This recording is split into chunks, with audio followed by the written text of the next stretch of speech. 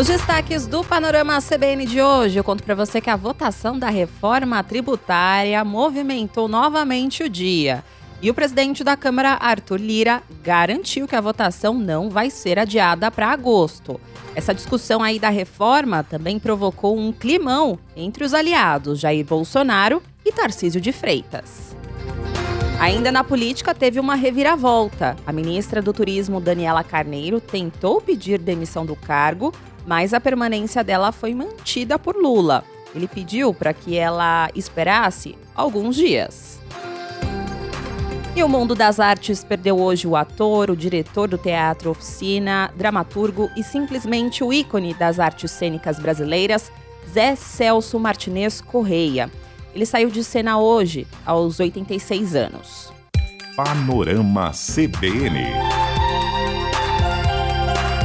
Olá para você que está ouvindo o Panorama CBN. Eu sou a Juliana Prado e vou te contar em menos de 30 minutos tudo o que foi notícia nesta quinta-feira, dia 6 de julho de 2023.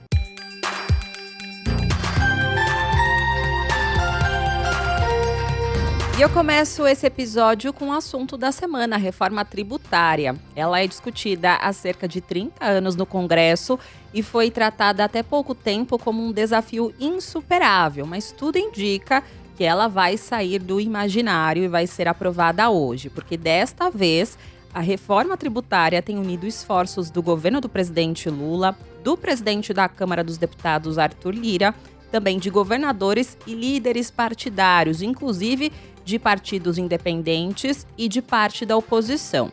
Ainda não há um consenso sobre todos os pontos dessa reforma e temas como a gestão dos novos impostos e a compensação de perdas dos estados ainda geram disputas até a tarde desta quinta-feira, enquanto eu gravo esse episódio. Por isso que eu não vou detalhar a reforma para você agora, porque ela ainda está sendo mexida.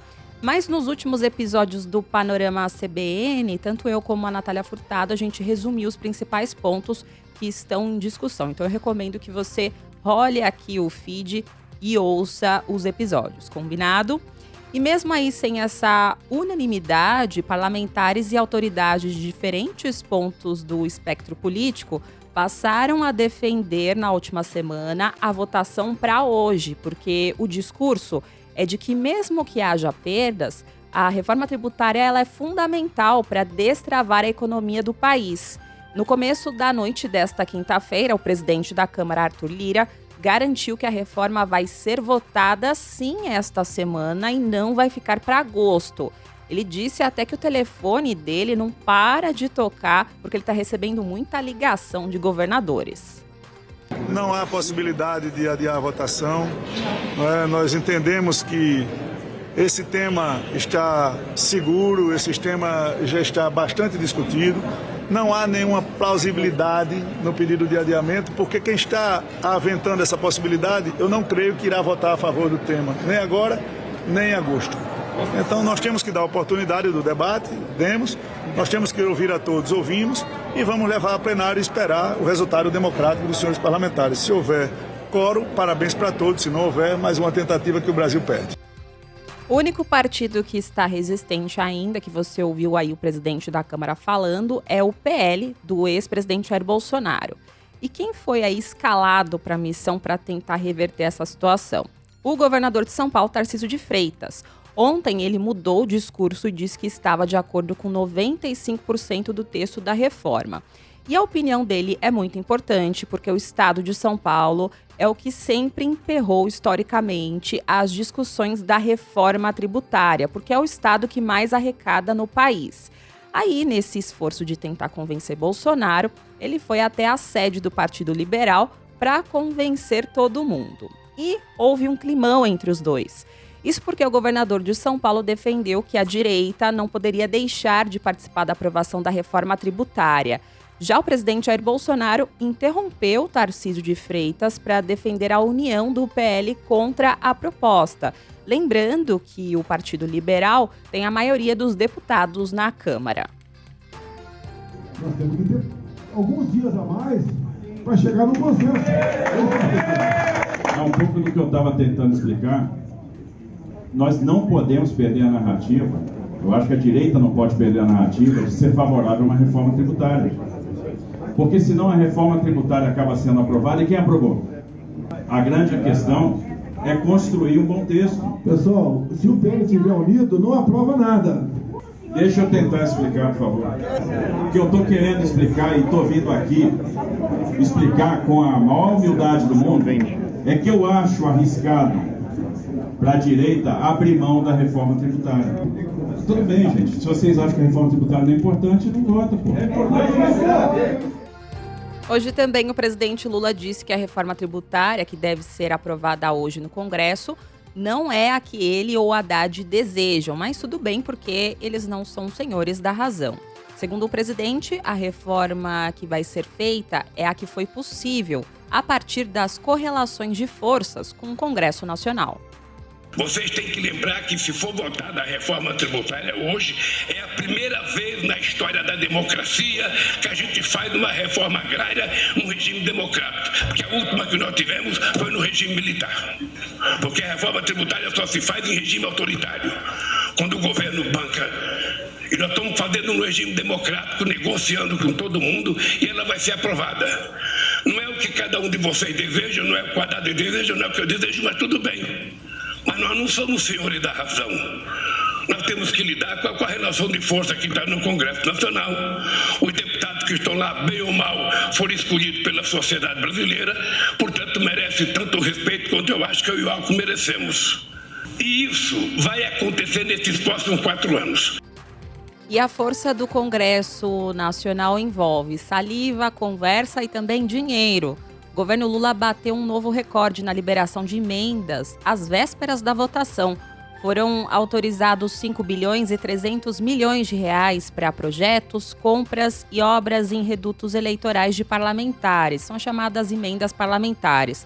Os partidos mais beneficiados foram o PL, do ex-presidente Jair Bolsonaro, e o PP, do presidente da Câmara, Arthur Lira. Ainda falando de política, hoje teve uma reviravolta. Você lembra daquela novela da ministra do Turismo, Daniela Carneiro, que está na corda bamba? Então, hoje era a certeza que ela iria pedir demissão para abrir caminho para que o presidente Lula indicasse o deputado Celso Sabino para o cargo por causa aí de um pedido do partido União Brasil. Relembrando você, o pedido do União Brasil aconteceu após uma movimentação de Daniela e do marido dela, o prefeito de Belford Roxo, Vaguinho, para levá-la para o Partido Republicanos. E a saída dela era tão certa hoje que Daniela Carneiro convidou os servidores do Ministério do Turismo para uma cerimônia na tarde de hoje. Era uma cerimônia de despedida.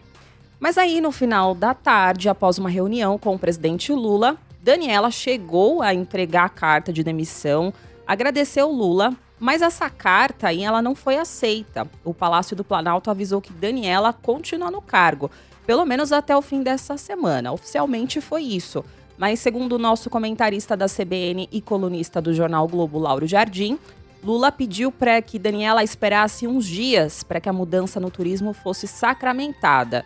O presidente avaliou que o correto é fazer o anúncio oficial do novo ministro após as votações que são fundamentais para o governo, como a reforma tributária, também a reforma do arcabouço fiscal e o projeto de lei que estabelece uma regra favorável ao governo federal no caso de empate em julgamentos no CARF.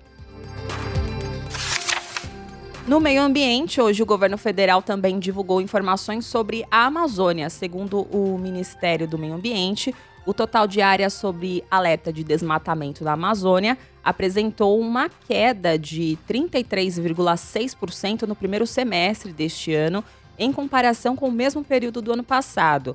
Os dados sobre o desmatamento no bioma foram coletados pelo sistema DETER do INPE, que é o Instituto de Pesquisas Espaciais. Só para você entender melhor, o DETER não é o dado oficial de desmatamento, mas ele alerta sobre onde o problema está acontecendo. O projeto de monitoramento do desmatamento da Amazônia Legal para o satélite, o PRODES, é considerado o sistema mais preciso para medir as taxas anuais, mas ainda não tem informações aí desse sistema. Então, segundo dados do DETER, do INPE, que foram divulgados hoje, o estado do Mato Grosso foi o que mais registrou o maior aumento de desmatamento no período, com um total de 905 quilômetros quadrados. O secretário executivo do Ministério do Meio Ambiente, José Paulo Capobianco, apontou que entre os estados houve uma queda significativa no Amazonas, com 55,2% no primeiro semestre. A ministra do Meio Ambiente, Marina Silva, diz que já é possível observar em alguns estados uma tendência de queda do desmatamento no Cerrado. Na Amazônia, analisando apenas os dados de junho, houve uma queda de 41% em comparação entre os meses passados e o mesmo mês em 2022.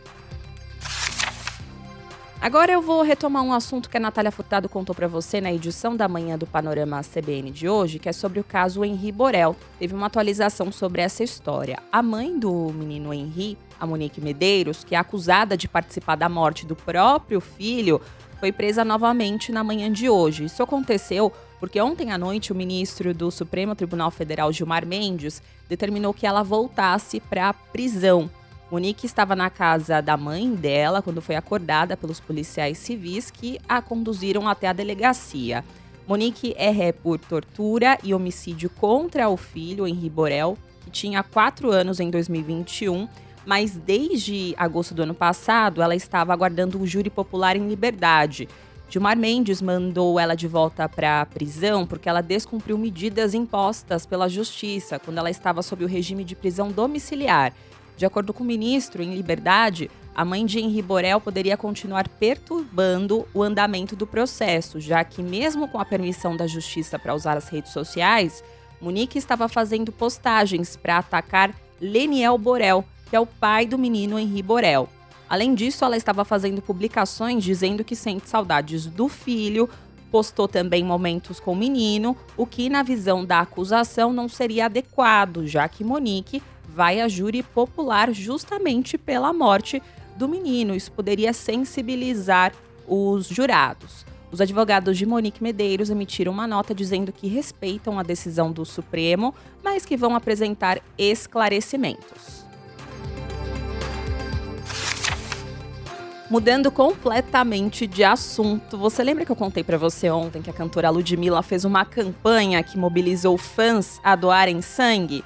Então, hoje, pelo segundo dia, os fãs da cantora Ludmilla foram a pontos de coleta do Hemorrio doar sangue e ganhar em troca ingresso para o show Numanice, que acontece no sábado no estádio do Engenhão. A campanha começou na quarta-feira e levou uma multidão ao ponto de coleta. O Hemorrio recebeu mais de 500 bolsas de sangue, que é o maior número coletado em um único dia na história do banco de sangue, que foi criado em 1944. Pelas redes sociais, a cantora Ludmilla comemorou a adesão dos fãs à campanha e comentou a importância da ação. Isso porque a cantora ela foi embaixadora do Hemorrio em 2021. Bom dia, meu povo. Já estou aqui acabando mais uma maquiagem, mais uma arrumação para ir para outro compromisso. Mas eu tô vendo as notícias e eu tô muito feliz com tudo que eu tô vendo. Vocês não têm noção do quanto essa ação vai fazer diferença na vida de muitas pessoas e vocês fazem parte disso. O Numanice começou como uma brincadeira, né? Uma brincadeira muito despretensiosamente. E hoje se tornou um dos maiores eventos do país. E conseguindo ajudar as pessoas para além da música, né? Para além da diversão. Mesmo com esse recorde aí de doações, a produção da artista Ludmilla confirmou que os ingressos vão continuar sendo distribuídos a todos que doarem sangue até esta sexta-feira. Por causa do sucesso, outros pontos de doação de sangue, como os hospitais federais de Bom Sucesso e Cardoso Fontes, também o Hospital do Câncer e o Instituto Nacional de Cardiologia, também foram incluídos na campanha e passaram a dar bilhetes para esse show. Na economia, eu vou contar para você como foi o fechamento do mercado financeiro hoje, até porque teve toda essa especulação em relação à reforma tributária. E a Bolsa de Valores de São Paulo fechou o dia em queda de 1,78% aos 117.425 pontos. No mercado de câmbio, o dólar comercial fechou o dia em alta de 1,64%, cotado a R$ 4,930. Já o euro encerrou o dia também com uma alta de 1,95%, cotado a R$ 5,368. No noticiário internacional, a empresa OceanGate, dona do submarino que implodiu durante uma expedição perto do Titanic, anunciou hoje que vai suspender todas as suas atividades. Após a viagem aí com os turistas para ver os restos do navio que levou à morte de 5 passageiros, a empresa diz que vai cancelar as expedições, tanto comerciais como as para fins de pesquisa científica. Desde o episódio, a empresa ainda não havia esclarecido se seguiria com as suas operações. No comunicado desta quinta-feira, a OceanGate também não disse se vai retomar as atividades em algum momento e nem se vai participar das investigações sobre o caso que estão em andamento. E vamos também para a Rússia, porque o paradeiro do líder do grupo Wagner, Yevgeny Prigozhin, foi divulgado hoje. O paradeiro dele era considerado um mistério desde o fim da rebelião de curta duração que aconteceu na Rússia no mês passado. E, na verdade, o líder aí dos mercenários, ele não está em Belarus como foi negociado. Ele está na Rússia. A informação do paradeiro dele foi divulgada pelo governo bielorrusso. O Kremlin, que chegou a fazer uma negociação com o grupo aí no fim do motim, já tinha comunicado que não estava seguindo os movimentos do líder do grupo de mercenários.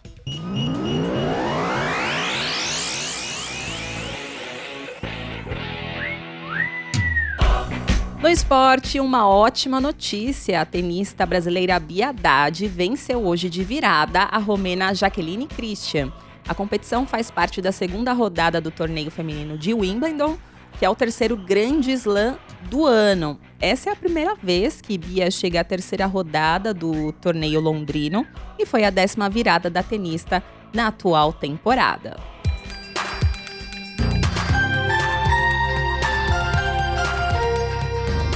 E para fechar a edição de hoje, tem uma notícia muito triste. O ator, diretor do Teatro Oficina, dramaturgo e simplesmente o ícone das artes cênicas brasileiras, Zé Celso Martinez Correia, saiu de cena hoje aos 86 anos. Ele se tornou um dos maiores nomes da dramaturgia a partir dos anos 60, ao liderar o Teatro Oficina em São Paulo. E hoje, infelizmente, ele não resistiu às graves queimaduras que ele sofreu em um incêndio no apartamento dele em São Paulo, onde ele morava com o marido, o ator Marcelo Drummond.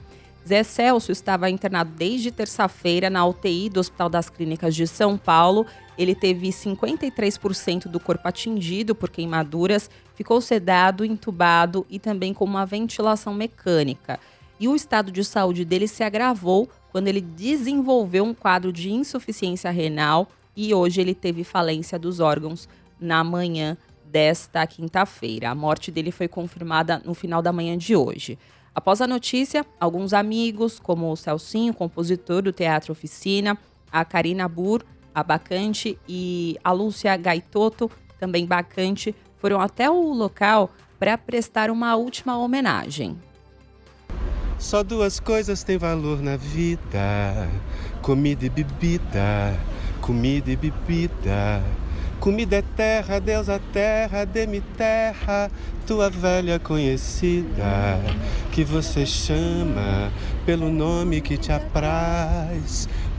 Pois com comida sólida ela dá de mamar, ela dá de mamar, ela dá de mamar aos mortais. Agora chama, agora soma, pra multiplicar bebida, que o filho de Semele trouxe divino do fruto molhado da vinha. Com certeza esse é o tipo de homenagem que Zé Celso queria, né? Ele é um nome de resistência à ditadura militar, que mergulhou nas ideias da contracultura em busca de um teatro combativo e sempre foi cercado de polêmicas. Ele construiu uma das trajetórias mais expressivas do meio artístico brasileiro. O ator Pascoal da Conceição também esteve no hospital e falou sobre a missão de dar continuidade ao trabalho de Zé Celso. O legado do Zé deixa um país que está pedindo para a gente fazer um monte de coisas. E a peça que ele ia fazer era uma peça que não ia resolver nada, ia nos colocar na posição de ter que fazer mais ainda do que a gente acha que a gente consegue fazer. Esse não tem legado, porque não há como deixar legado num país como o nosso, que a gente está construindo, que a gente tem tanta coisa para fazer, tanta violência para resolver, tanta boca para alimentar. O marido de Zé Celso, Marcelo Drummond, e os outros 2 moradores do apartamento, Vitor Rosa e Ricardo Bittencourt, receberam alta na manhã desta quinta-feira. Eles estavam internados no Hospital São Paulo desde terça-feira após o incêndio. O velório de Zé Celso vai acontecer na casa dele, ou seja, no Teatro Oficina, e vai ser aberto ao público. Está programada uma homenagem ao dramaturgo. Artistas e funcionários do Teatro Oficina estão chamando essa homenagem de rito. Para a atriz e diretora Camila Motta, que vai participar dessa homenagem, ir ao teatro, seja onde for, é a melhor homenagem que pode ser feita a Zé Celso. Muitas pessoas assim que amam o Zé, tem muitas pessoas que amam o Zé, que adoram o Zé, mas que nunca viram uma peça do Zé. Venham ao Teatro Oficina, lotem o Teatro Oficina, lotem os teatros, entendeu? Pratique esse amor pelo Zé, indo ao teatro, sacando essa tecnologia, sacando essa arte, a importância dessa arte. A atriz e apresentadora Regina Casé esteve hoje no Teatro Oficina e diz que a importância de Zé Celso vai para além do teatro. Eu, às vezes, acho que as pessoas falando assim, o Zé, a importância do Zé para o teatro. Eu acho que a importância do Zé é muito além do teatro. Muito. E muito além da cultura brasileira. O cara...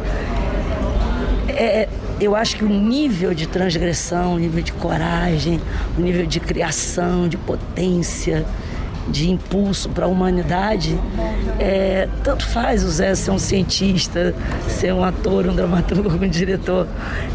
O que interessa é que é muito difícil a humanidade fazer um outro Zé, né? Demora. O viúvo de Zé Celso, Marcelo Drummond, foi quem abriu as portas do teatro. E os outros 2 moradores do apartamento, Vitor Rosa e Ricardo Bittencourt, também estiveram presentes após receberem alta. Inclusive, o Ricardo Bittencourt contou sobre a relação que ele tinha com o Zé Celso. Irmão de 35 anos, o Zé e Marcelo são irmãos, essas pessoas que me acolheram desde sempre. Eu não perdi minha casa e meu irmão, é minha família. Então, eu não tenho a dimensão agora assim, da coisa cultural, que é essa coisa que a gente já sabe, mas eu tô na minha dor de família. A morte do dramaturgo repercutiu muito entre artistas e autoridades políticas. Eu separei aqui alguns depoimentos para você. O presidente Lula, por exemplo, publicou no Twitter que o Brasil se despede de um dos maiores nomes da história do teatro brasileiro, um dos seus mais criativos artistas. O ministro da Fazenda, Fernando Haddad, que também já foi prefeito de São Paulo, enviou condolências aos familiares e disse que, com a partida de Zé Celso, morre parte do sentimento de ousadia e coragem do Teatro Nacional.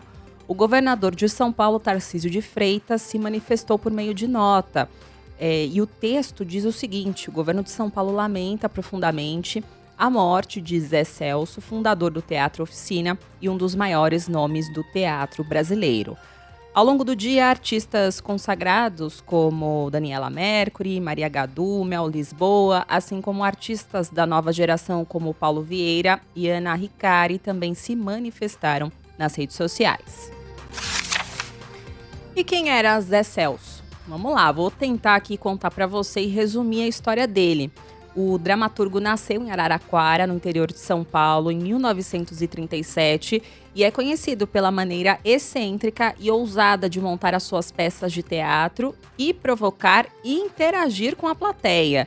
Ele fez história ao criar uma arte experimental, política e sensorial que sempre dialogou com o seu tempo e também outras manifestações artísticas, como a música, a poesia e o audiovisual. Nas peças, os atores incitavam a plateia fisicamente, iniciando algo que se tornou uma marca nos trabalhos do diretor.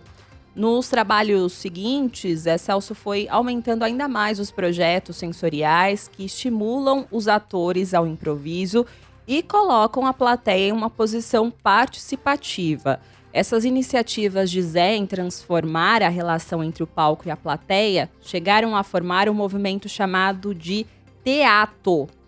Zé Celso também ficou conhecido por levar o modernismo e o tropicalismo para a dramaturgia brasileira. Ele iniciou a carreira no final da década de 1950 com 2 peças da autoria dele, O Vento Forte para Papagaio Subir e A Incubadeira. A influência artística dele foi além dos palcos, aparecendo também em obras do cinema, como O Rei da Vela e 25. Ele estudou na Faculdade de Direito do Largo São Francisco, super tradicional. Ele participou do centro acadêmico, mas ele não concluiu o curso.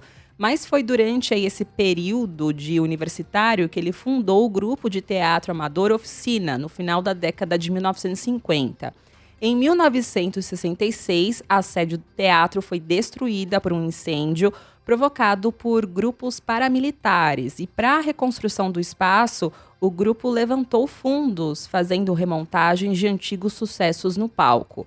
No final da década de 1968, Zé Celso levou ao Rio de Janeiro a sua primeira peça fora do Teatro Oficina.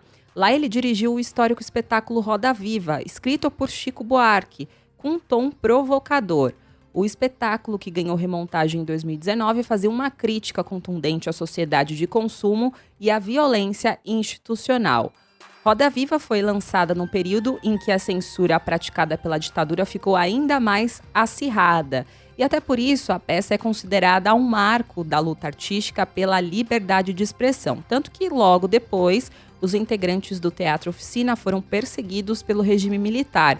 Em 1974, Zé Celso partiu para o exílio em Portugal, depois de ter ficado preso por 20 dias e ser torturado. Durante o exílio, ele apresentou algumas peças e dirigiu o documentário O Parto, retornando para o Brasil em 1978. O estilo aí contestador e com muito uso da nudez sempre fez parte das discussões sobre o trabalho de Zé Celso, num estilo definido por ele mesmo como uma tragicomédia orgia. Ele até defendeu isso em uma entrevista ao programa Conversa com Bial, em 2021. O que aconteceu aqui no teatro? Nesses 63 anos, nós acabamos inventando esse gênero de uma peça, porque a vida é trágica, mas é muito gostosa, é engraçada e, ao mesmo tempo, é muito tesuda. Na década de 1980, Zé Celso ficou afastado dos palcos, se dedicou a pesquisas e a oficinas ministradas no espaço. Desde 1982, o Teatro Oficina é tombado como parte do patrimônio histórico. A construção foi projetada pela arquiteta Lina Bobardi, que também assina o projeto do Museu de Arte de São Paulo, MASP. A companhia Teatro Oficina é considerada uma das mais longevas em atividade no Brasil. Em junho deste ano, Zé Celso se casou com Marcelo Drummond, de 60 anos. Eles usaram ternos brancos e eles oficializaram a relação de quase 40 anos em uma cerimônia no Teatro Oficina. Tem dias que a gente se sente como quem partiu ou morreu. A gente estancou de repente, ou foi o mundo então que cresceu? A gente quer ter voz ativa, o nosso destino mandar. Mas eis que chega a roda viva e carrega o destino pra lá. E é com a música Roda Viva, de Chico Buarque, que eu vou indo nesta pequena homenagem a Zé Celso. Muito obrigada pela companhia de hoje. O roteiro e a produção deste episódio foram feitos por mim e os trabalhos técnicos são do Anderson Wendel, o Tico. Não se esqueça que amanhã tem a edição da Manhã do Panorama CBN a partir das 7 horas da manhã com a Natália Furtado. Não perca. Beijos pra você e até mais. O canto deixou de cumprir, faz tempo que a gente cultiva a mais linda roseira que há. Mas eis que chega a roda viva e carrega a roseira pra lá. Roda mundo, roda gigante, roda moinho, roda peão.